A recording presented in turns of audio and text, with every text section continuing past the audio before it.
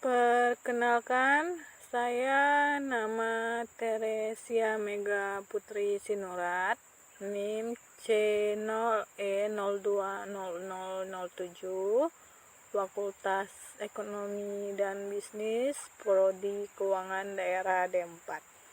Baiklah, di sini saya akan mempresentasikan hasil tugas saya yang terambil dari bab 9 berjudul Pengelolaan Piutang dan Hutang Negara atau Daerah, yang dimana terdiri dari sub pokok pembahasan materi, yaitu yang pertama pengelolaan piutang dan hutang negara, lalu yang kedua pengelolaan piutang dan hutang daerah.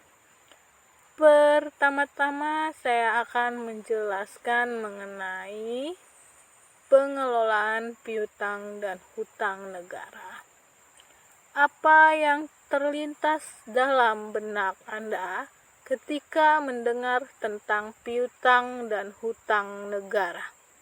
Secara umum, piutang dan hutang merupakan hak atas uang, barang, dan jasa kepada orang lain. Senada dengan hal tersebut, Subroto pada tahun 1991 banding 63 berpendapat bahwa piutang adalah tagihan atau klaim kepada pihak lain atas uang, barang, atau jasa untuk kepentingan akuntansi.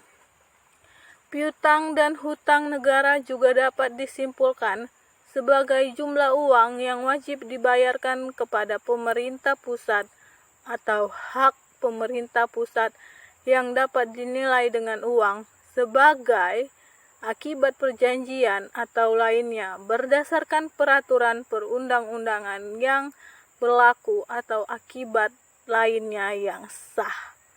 Selanjutnya, lalu bagaimana pengelolaan piutang dan hutang negara?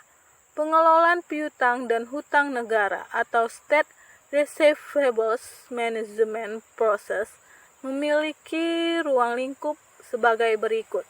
Yang pertama, pembentukan piutang. Kedua, penata usahaan piutang. Ketiga, penagihan piutang. Keempat, penyisihan piutang tidak tertagih. Dan yang kelima, penghapusan piutang.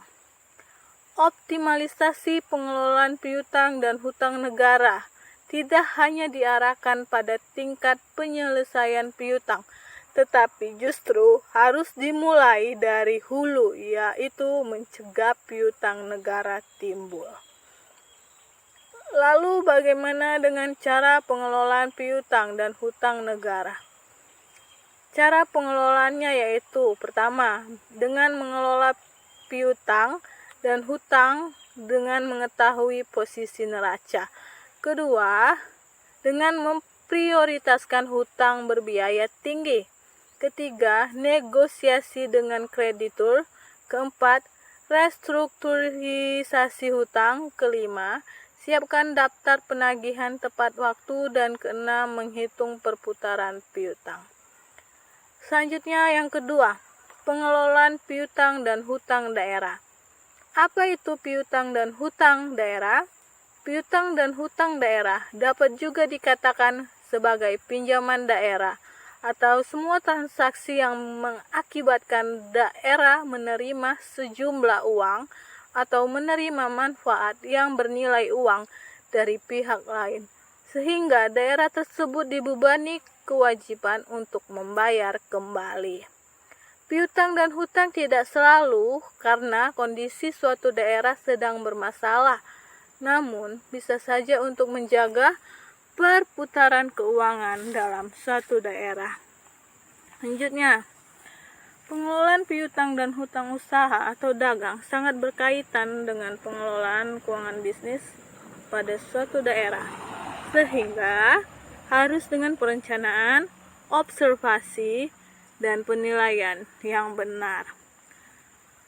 Berikut beberapa hal yang dapat dilakukan agar mampu mengelola hutang perusahaan dengan baik. 1. Membuat planning atau rencana yang matang sebelum berhutang. Kedua, sesuaikan dengan kebutuhan. Ketiga, sesuaikan dengan kemampuan membayar. Keempat, fokus pada tujuan hutang. Kelima, perhitungkan risiko. Keenam, membayar tepat waktu. Dan ketujuh, hindari membayar hutang dengan hutang lain.